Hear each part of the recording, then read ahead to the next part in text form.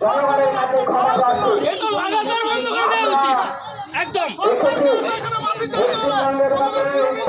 পশ্চিমবঙ্গের ব্যাপারে এই সরকারের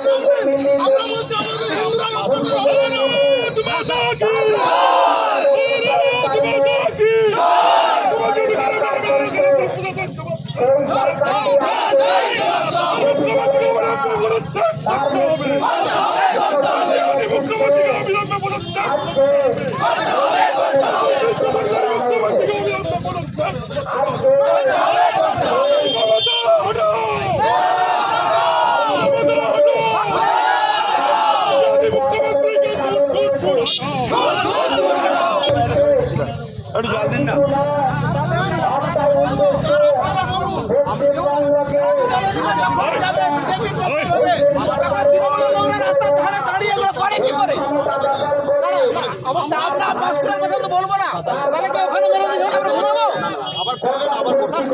আপনি বলুন মুখ্যমন্ত্রী গেলে রাস্তা ফাঁকা আর শুভেন্দু অধিকারী গেলে রাস্তা দাঁড়িয়ে সাহস হয় কি করে? এটা কি করে হয়? আপনারা আমি বলছি